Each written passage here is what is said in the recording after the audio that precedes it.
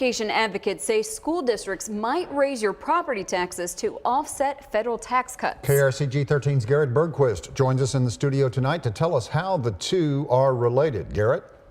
Kermit, Missouri's tax code is tied to federal deductions. This means if the federal government takes in less revenue, so will the state.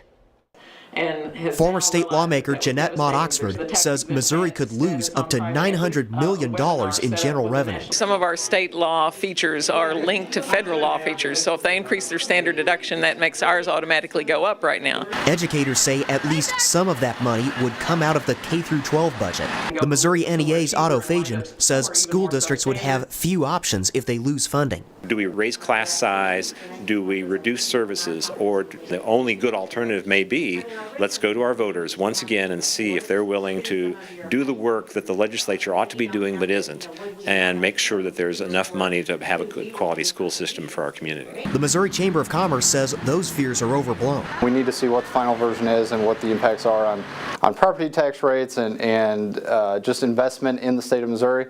We just don't know what those numbers are, but I don't think we're going to see the reductions that are talked about. The Chamber says the tax plan leads to more taxable income. This would offset tax rate reductions. We saw in the November jobs report that recently came out, jobs are there, but the wage growth is not there. So I think if businesses have the opportunity to create more jobs, families are only going to win in the end with that plan.